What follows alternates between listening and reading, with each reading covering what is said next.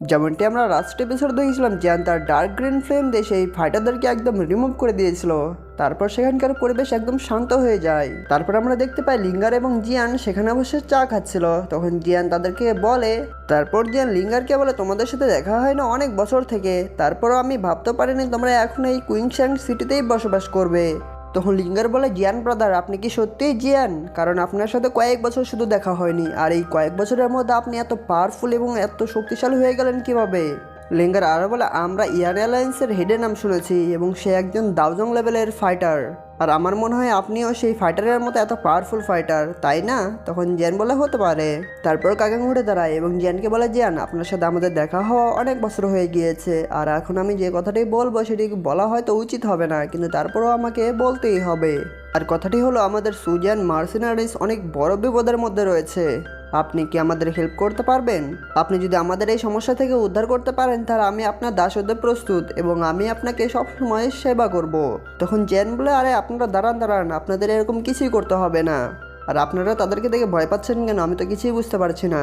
তখন কাগাং বলে, তারা আগে থেকে সেসব মার্সেনারিজ অন্তর্ভুক্ত ছিল এবং তাদের লিডার 6 স্টার দাওলিং মাস্টার, এবং এই কুইংস্যাং সিটির মধ্যে তাকে কেউ বিট করতে পারবে না। তখন জিয়ান ভাবে 6 স্টার দাওলিং এবং জিয়ার দিকে তাকায়। তখন আমরা জিয়াকে দেখতে পাই যে পিল খেতেই ব্যস্ত ছিল।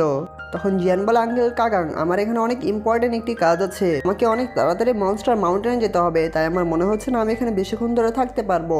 তারপর জিয়ান 2টি বোতল বের করে এবং কাগাংকে বলে, আঙ্কেল কাগাং আপনি এই 2টি বোতল রাখুন এবং আপনি সেসব মার্সেনারিজ গ্রুপের লিডার যখন আপনার সামনে চলে আসবে তখন এই 2টি বোতল ইউজ করবে, আর এই বোতলের জন্য আপনি অনেক ক্রিটিক্যাল সিচুয়েশনেও আপনাদের লাইফ সেভ করতে পারবেন। আর যে জেট পিসটা দেখতে পাচ্ছেন সেটি হলো আমার সোলের একটা অংশ। যদি ফিউচারে আপনারা অনেক বড় প্রবলেম পড়ে যান, মানে এত বড় প্রবলেম যে আপনার মৃত্যুর দ্বার প্রান্তে চলে এসেছেন, তখন এটি ইউজ করবে এবং এটি ইউজ করার পর আপনি অনেক বেনিফিট পাবেন। যেন আরো বলা, আঙ্কেল কাগাং লিঙ্গার আজকে আমাকে অনেক ইম্পর্টেন্ট একটি কাজ করতেই হবে, তাই আজকে আমাকে বিদায় বলতেই হচ্ছে। যদি ফিউচারে কোনোদিন চান্স থাকে তাহলে অবশ্যই আমরা আবার দেখা করব এবং আপনারা ভালো থাকবেন। এটি বলে জিয়ান সেখান থেকে অনেক স্পিডে চলে যায় এবং জিয়ানকে দেখে সেখান থেকে কুইন মেডিস এবং জিয়াও চলে যায়। এত স্পিড দেখে লিঙ্গার বলে, জিয়ান ব্রাদার কোথায় গেল? তখন আঙ্কেল কাগাং বলে, জিয়ানের যে অ্যাবিলিটি আছে সেটি আমরা কল্পনাও করতে পারছি না। তখন আঙ্কেল কাগাং লিঙ্গারকে বলে, তাদের লাইফ আমাদেরকে এখন সেভ করতে হবে, চলো সেখানে আমাদেরকে তাড়াতাড়ি যেতে হবে। তারপর তারা সেখান থেকে চলে যায় এবং এখান থেকে সিন চেঞ্জ হয়ে যায়। তারপর আমরা দেখতে পাই সেই ভ্যালিকে, যেখানে সিজন 1-এর মধ্যে জিয়ান এবং জিয়ানের ফ্রেন্ড মানে পয়জন গার্ল এসেছিল। তারপর জিয়ানের সেখানে নেমে যায় এবং জিয়া সেখানে নেমে বুঝতে পারে এখানে অনেক ভালো ভালো ইনগ্রেডিয়েন্ট আছে। তখন জিয়ান জিয়াকে বলে, এই প্লেসটি আউটসাইড অল থেকে অনেক দূরে এবং এই প্লেসের মধ্যে শুধু কয়েকজন লোকই থাকে এবং এখানকার প্লেসের এনার্জি যেটা আছে সেটা একদম পিওর এনার্জি, তাই জায়গাটি তোমার ব্রেক থ্রু করতে অনেক অনেক বেশি সাহায্য করবে। তারপর তারা যেতে থাকে এবং যেতে যেতে তারা বুঝতে পারে এই ঝাড়ের মধ্যে কিছু তো একটা জিনিস আছে।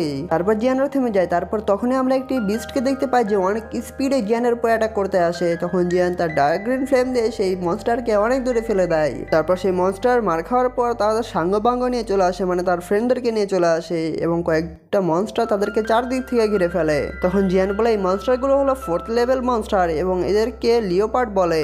তারপর কুইন মেডিসের সামনে আসে এবং হালকে একটি এনার্জি দিয়ে গ্রাউন্ডে অ্যাটাক করে এবং গ্রাউন্ডে অ্যাটাক করার সাথে সাথে সেই মনস্টারে একদম 4টি পার্টে একদম উড়ে যায়। তারপর কুইন মেডিসের একটি ধমক শুনে সেই মনস্টারগুলো একদম পালাতে শুরু করে, কিন্তু কুইন মেডিসা এটি দেখে একটু অবাক হয়ে গিয়েছিল, কারণ কুইন মেডিসার ওরা এতটা পাওয়ারফুল ছিল যে কোনো মনস্টারই সহ্য করতে পারবে না, কিন্তু তারপরেও সেই মনস্টারগুলো কিছু সময়ের জন্য কুইন মেডিসার সামনে দাঁড়িয়েছিল।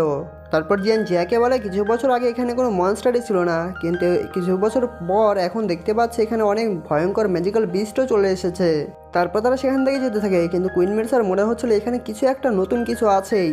তারপর জিয়ান এবং বাকি সবাই সেই ভ্যালির মধ্যে যেতে থাকে এবং জিয়ান সেখানকার জিনিসগুলো দেখে পুরনো স্মৃতি মনে করতে থাকে। তারপর জিয়ান ফ্ল্যাশব্যাক দেখতে থাকে যেখানে পয়জন গার্লের সাথে সে এখানে প্র্যাকটিস করেছিল। তখন পয়জন গার্ল জিয়ানকে বলেছিল, আমরা এখানে থাকবো আর এই ঘরটি অনেক ছোট, তুমি কি আমার সাথে এখানে থাকতে পারবে? তখন জিয়ান হাসি দিয়ে বলেছিল, তুমি যদি আমার সাথে থাকো তাহলে আমি যেখানেই চাই সেখানেই থাকতে পারবো। জিয়ান এটি মনে করে অনেক ইমোশনাল হয়ে যায়। তখন জিয়ান মনে করতে থাকে এই জায়গাটি অনেক বছরের পুরনো হয়ে গিয়েছে, কিন্তু তারপরে এখানে সে মনে হচ্ছে এই জায়গাটি আমার কাছে একদম নতুন। পয়জন গার্ল তুমি কোথায়? আমি তোমাকে এখনো ভুলতে পারিনি। তারপর জিয়া বলে, আমার মনে হয় না এখানে এর আগে কখনো কেউ থেকেছে। তখন জিয়ান হাসি দিয়ে সেখান থেকে চলে যেতে থাকে, কিন্তু কুইন মেডিস এখানে অন্যরকম কিছু বুঝতে পারে। তারপর জিয়ান যখন সেই ঘরের ডোর খুলতেই যাবে, কিন্তু কুইন মেডিস জিয়ানকে থামিয়ে দেয় এবং বলে, এখানে সাবধানে থাকো, এখানে যা কিছু তাই হতে পারে।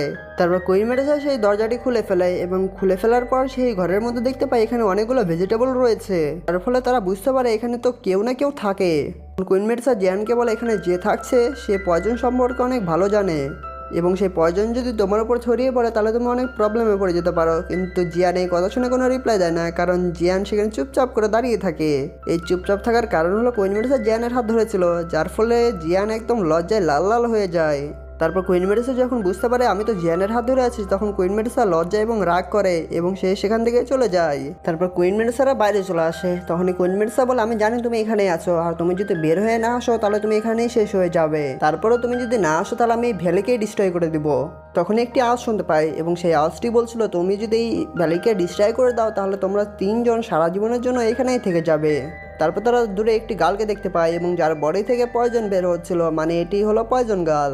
এটি শুনে কুইন মেডুসা রেগে যায় এবং বলে এখানকার কেউই আমার সাথে এরকমভাবে কথা বলার সাহস পায় না, এবং এটি বলেই কুইন মেডুসা সেই পয়জন গালের উপর অ্যাটাক করে দেয়।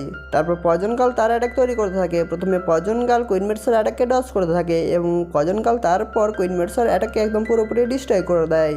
তারপর পয়জন চারদিকে ছড়িয়ে পড়তে শুরু করে। জিয়ান এটি দেখে অনেক অবাক হয়ে যায় এবং বলে এই তো অনেক বেশি পাওয়ারফুল এবং কুইন মেডুসা এই ফাইটের মধ্যে আহত হয়ে যেতে পারে।